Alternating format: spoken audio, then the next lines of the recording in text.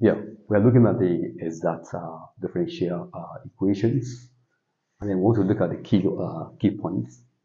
Consider f of x. Okay, f is the functions of both x and y.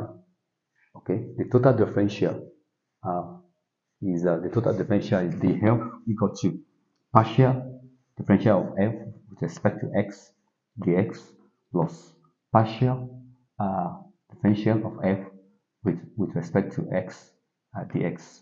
And don't forget that this partial differential of f with respect to x is called m, function m, and partial differential of f with respect to dy is called n. Point two, the differential form of from this function as a function of x and y and this function n as a function of x and y is said to be exact if there is a function f of x and y such that partial derivative of f with respect to x is called this function m, and also partial differential of f with respect to y is called function n. Okay? Then the third point is that differential equation of this function and this function equal to 0 is called exact. Okay? If function m as a function of m as a function of x and y and n as a function of x and y is exact differential. And the key point is that for an equation to be exact, these two expressions must be equal. Okay, and what this means is that, for instance, now you have this function where we said it is equal to 0. Here, where we said it's equal to 0, but that's the standard form. Function m as a function of these two variables, function n as a function of these two variables must be equal to 0. Okay, that's the standard form for exact. Okay, then in that case now you take this m, you differentiate it respect to y. So you take the function m and differentiate it partially respect to y, and then function n, you differentiate it partially respect to x. If they are equal, then this equation is what is exact. Yeah. Look at what we have look at the following questions and determine if the given equations, okay, if the given equations is exact or not.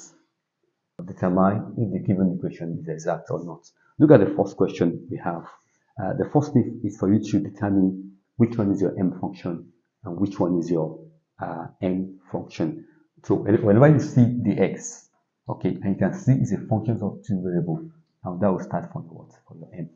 And when you see the y, okay, and it's definitely must be a function of two variables, and that'll be what? That'll be your n. So what you now do is for you to take the m function and differentiate it partially respect to the other function you have here, respect to y, beta y. Okay, this is a partial differentiation. Okay, and if you look, so as we are saying, then look for the functions and look for the one that has this one. There is no x and y variable there, so you can put partial differential of this will be 0. Then this one, you can differentiate this one, that will be what? That's 4.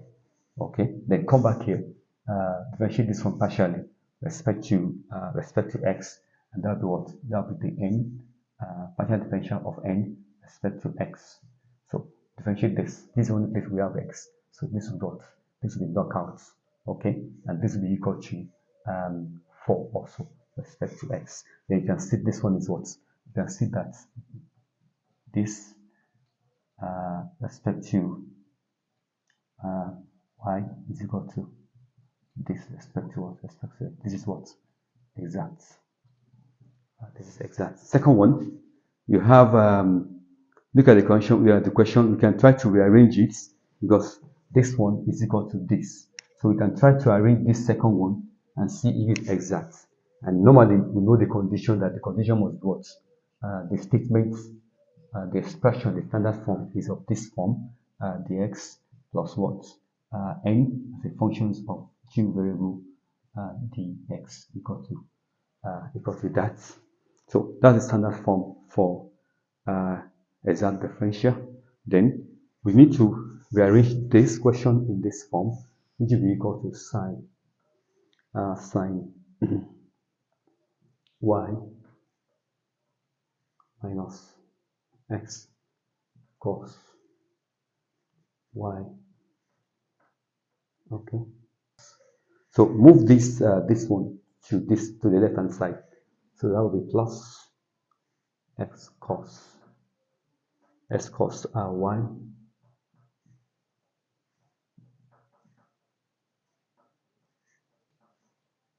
dy equal to 0. So if you look at this one now, it has now followed the standard form. Okay, this is now the standard form whereby this expression is m. Okay, that's m dx, and this expression also is n as a function of two variables, and that's what that's the y. So what we now do now is to take differentiate that partially respect to the other side, other function y. And if you do that, both of them contain what? Contain this y is there, y is there. So let's do this one. This will be cos what? Cos y. Then minus this one is x. So and we're not differentiating with respect to x. So we keep that one constants. Okay, then you differentiate only the y function, and that will be what? X minus sine y. So that minus now with this one now will become plus. Okay, so let's check this one also. This other one, the n respect to dx. Okay, and that will be equal to here you have cos here, you have x here. So this one will become cos times. Okay, when you are differentiating partially, you take the function that is not respect to that, you take it cos times. Okay, this is y. So that will be cos times. You only differentiate your what? Your x, and that will be what? Cos y. Okay, and then here there's no x function there. So in that case now, that becomes 0. As I was saying, the n dx now is this. Okay, y. Look at it again. Here you have these two functions. This will be constants. You differentiate this because you are differentiating partially with respect to x. This one does not contain x function. So if you differentiate that, that'll be 0. So and you can see for this question, this and this are not equal to each other. So this was not exact. This is not exact. Then the last one, you do the same thing also. It must follow this form, m. How do you know your m? You check what's the letter d, the y. So in this case now, this is not m. This is what? This is n because of the y. Okay, according to the standard form. Okay, so as a function, this is the y, and this one is what? And this is your m as a function of two variables dx. Okay, so we have done that. It doesn't matter which one that comes first because 2 plus 3 is equal to 3 plus 2. So what we now do now is for us to take the m and differentiate that partially respect to what? Respect to other function to y. So take that. This one, 2x, that's 0, doesn't have a y. So this one will be equal to what? You're only differentiating this one. You are only differentiating the exponential form, and that will give you this. Then let's go for the n respect to x. Okay, if you look at it also, it has two functions, x and y, which it must. Okay, then this is y, it will be taking constants. You only differentiate the x variable, and that will be what? That will be dy. So this is what? This is equal to each other, and it's what? It is exact differential. It is exact. So this one is exact. Second one is not exact. How to solve exact differential equation? Number one step is to, if your functions in this expression, which is the standard form for exact differential, is exact. If these two functions m and n is exact, there is a function there is a function f of y such that the f theta f with respect to x is equal to m, or theta the partial differential of f with respect to y is n. Okay, so I'm going to work on this for this illustration. Then I will now explain this one as an alternative method.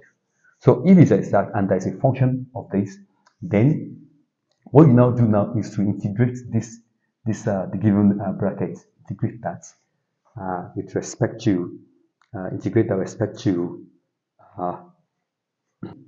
if we integrate this, okay, so that will be you can cross multiply, then that will be equal to what f equal to integral of m comma y. I mean, yeah, if you integrate this, you have f equal to integral of this m as a function of the x and y. Then you put the element of the integration, the x there, then plus the constant g of y. Okay, so that's that. If you are here, then the next step is to determine the constant here of this is the g of y, the constant of integration. To determine g of y, take partial differential respect to that function, that's respect to y. Okay, so I want you to know something. If you are integrating respect to x, okay, partially, then your constant will what? Something g of y. Okay, then as we are saying now, differentiate respect to what? Differentiate to determine g of y, take partial derivative of equation 1. Okay, and if you do that, you have that partial differential of f respect to what? Respect to y. And don't forget, partial differential of f respect to y is equal to what? Is equal to n. Okay, that's equal to n. Don't forget that the partial differential of f respect to y is n. Okay, then you differentiate this expression we have here partially. That's how we put partial respect to y of that function. Okay, so and if you do that, you have g prime. Okay, you get g prime from this expression. You get g prime. Okay, that's the partial differential of this. Okay, then the next thing is to you want to get g of y, not g prime. Then you now integrate again. When you integrate again, this g prime will now turn to g of y. Okay, and then finally you get the solution for your differential equation of this form. Okay, which will be f, and that f you call it what? You call it c. So that's that on that. Alternatively, from this number 1, if we have said that if the equation is exact, you must have partial differential of f respect to x equal to this or this. So if you don't want to use this one, if this one you want to use, it's just the same procedure. So what we just do is just for you to what? To integrate this expression partially respect to y. Okay, so that means alternatively,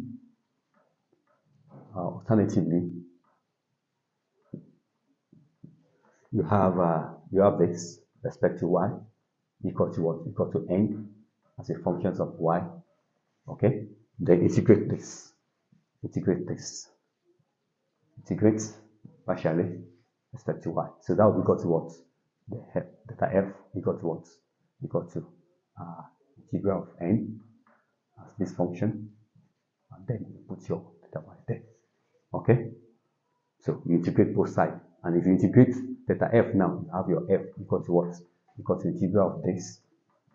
Okay, theta y, and then plus constant. In this case now, because you are integrating respect to y, then you now have g of what? G of x in this case. Okay, so if you have g of x now, Then what you now do is that you want to get a value for this g of x.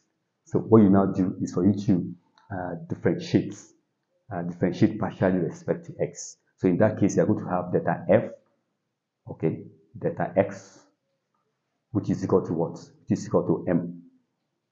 That's equal to m. Delta f, partial differential of f with respect to x is m. And that's equal to what? Ddx of this expression, n, then plus what? G of x. Okay? So that's that. So an expression will be given here, and then you now have a what? G prime of what? G prime of x. Okay? And the moment you are doing it, you now realize that what you are going to get here, part of it must be equal to your what? Will be equal to your m of xy, m as a function of xy. What is here? Something like that will be here, and they will cancel out, so that you can find your what? Your g of g prime of x. Okay, and in that case now you now what? Integrate so that you can find your g of x. Okay, and that's that. You get your f functions. Once you get your f function, you create that f to what? To c. So that's that. Even here also, I skip that also. When you are here, the moment you differentiate partially, there will be a value here. Something like that will be the value of n as a function of y. No, don't forget that this your n is a function, it's an expression. Okay, then something here will cancel.